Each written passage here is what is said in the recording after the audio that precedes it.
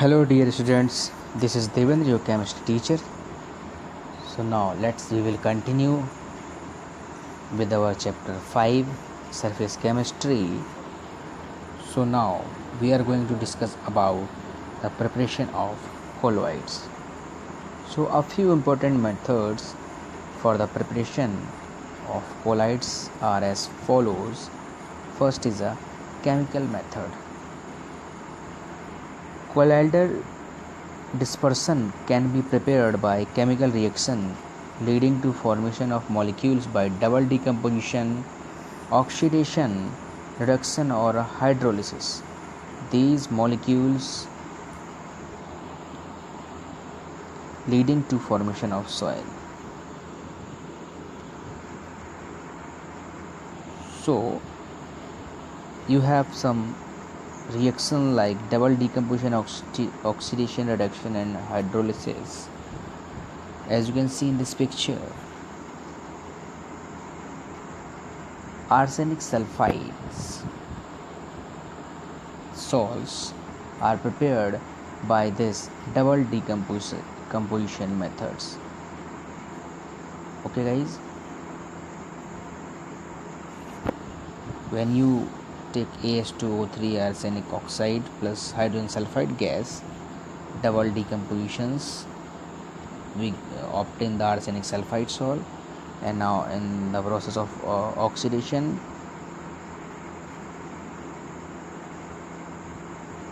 we get the sulfide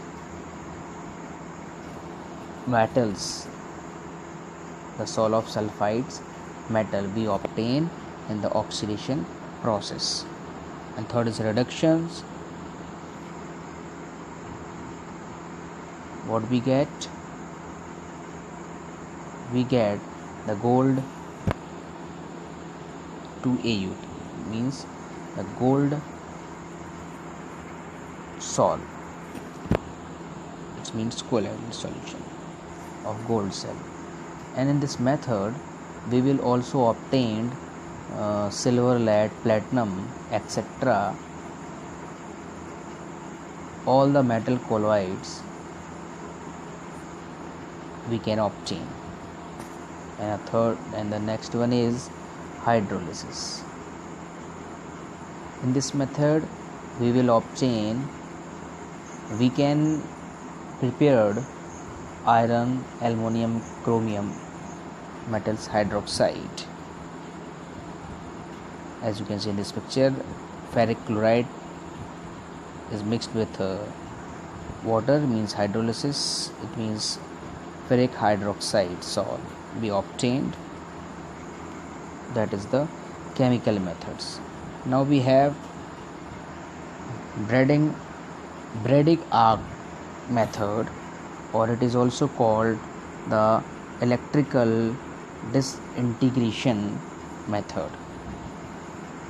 So in this process involve dispersion as well as condensation. Colloidal salt of metals such as gold, silver, platinum, etc. can be prepared by this method. In this method, electric arc is struck between electrodes of the metal immersed in the dispersion medium. Okay, so the intense produced vaporizes the metal. The intense heat produced vaporized the metals, which then condense to form particles of colloidal size in this method. So we have another method, it is called the peptidation. Peptidation may be defined as the process of converting a precipitate into colloidal salt by shaking it with dispersion medium in the presence of a small amount of electrolytes. The electrolytes used for this purpose is called peptidation agents. This method is applied generally to convert a freshly prepared precipitate into a colloidal solid. And during the peptidation, the precipitate adsorbs one of the ion of the electrolytes on its surface. This causes the development of positive or negative charge on precipitates, which ultimately breaks up into smaller particles of the size of a colloids. Okay, now we will discuss about the purification of colloids. That is very easy chapter and so interesting. So purification of colloids. First, we uh, we know about there need to be know about the how to purify the colloid.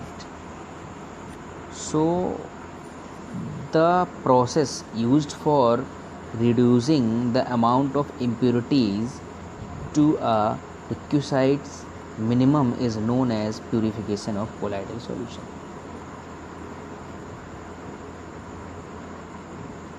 The colloidal solutions, when prepared, generally contain excessive amount of electrolytes and some other soluble impurities. While the presence of traces of electrolytes is essential for the stability of the colloid solution, larger quantities coagulated it. So the purification of colloidal solution is carried out by the following methods. First is dialysis. It is a process, as you can see in these pictures. It is a process of removing a dissolved substance from a colloidal solution by means of diffusion through a suitable membrane. Since particles in a true solution can pass through animal membrane or parchment paper or cellophane sheets, but not the colloidal particles, the membrane can be used for dialysis. The apparatus used for this purpose is called dialyzer. A bag of suitable membrane containing the colloidal solution is suspended in a vessel through which fresh water is continuously flowing. The molecules of iron diffuse through membranes into the outer water, and pure colloidal solution is left behind. Now the second process is electrodialysis. So in electrodialysis, we can provide only the charge of that vessels, and the procedure is generally same as dialysis. Okay, now ultrafiltration. Ultrafiltration is the process of separating the colloidal particles from the solvent and soluble solute present in the colloidal solution by specially prepared filter, which are permeable to all substances except the colloidal particles. Colloidal particles can pass through ordinary filter paper, but the pores are too large. However, the pores of filter paper can be reduced in size by impregnating which colloidal solution to stop the flow of colloidal particles. In ultrafiltration, there is a need only the membranes and the solution is filtered again and again. The colloidal particles left on the ultrafilter paper are then stirred with fresh dispersion medium to get a pure colloidal solution. And you need to read more about the books Now we are talking about the properties of colloidal solutions. So now first we will discuss about the uh, colligative properties. So now the colloidal particles being bigger aggregates the number of particles in a colloidal solution is comparatively small as components to a true solution. This means their size is approx 10 angstrom to 1000 angstrom, means 1 nm nanometer to 100 nm. Okay guys, now hence the value of colligative properties means you know very well, and you have read in this chapter second. Colligative properties guys: osmotic pressure, lowering the vapor pressure, depression in freezing points, and elevation of boiling points are of a smaller order as compared to values shown by the true solution at same concentration.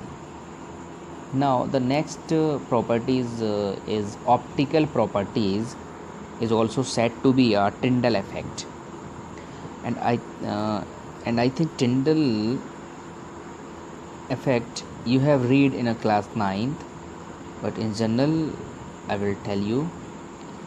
But in a homogeneous solution placed in a dark is observed in a direction of light, it appears clean, and if it is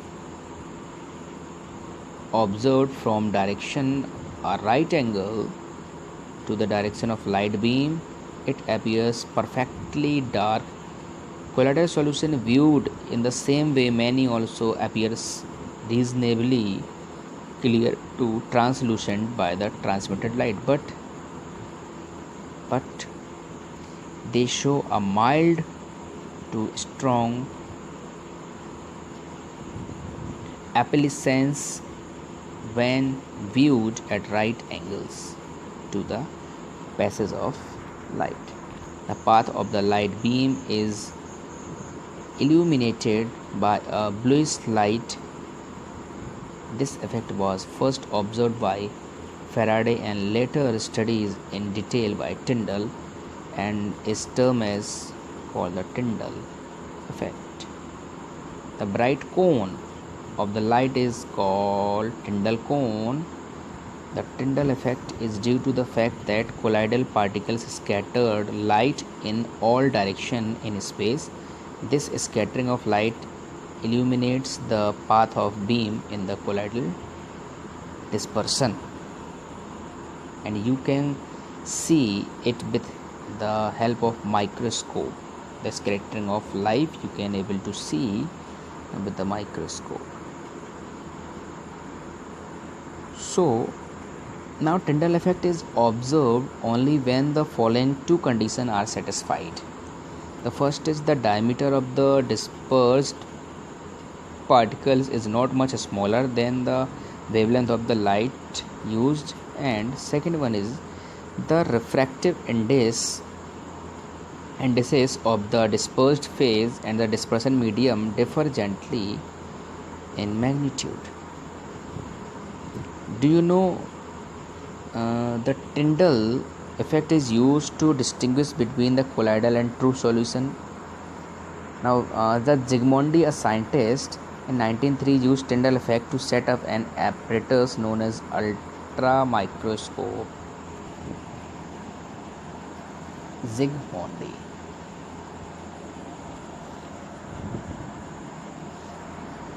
And now we will discuss about the Brownian moment.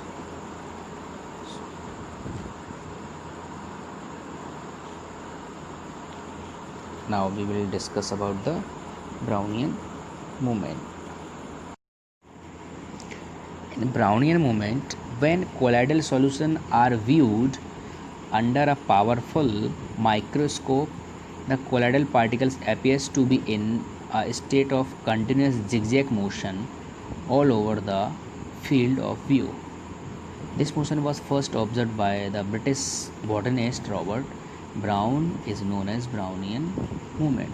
This motion is dependent of the nature of the colloid but depend on the size of the particles and viscosity of the solution. Smaller the size and lesser the viscosity, faster is the motion. And you can also see in these pictures they are moved in continuously zigzag motion. That's all happening due to the Brownian motion. And the next two or more properties of the colloidal we will discuss in our next video. Thank you so much, and please read seriously. Thank you so much, guys.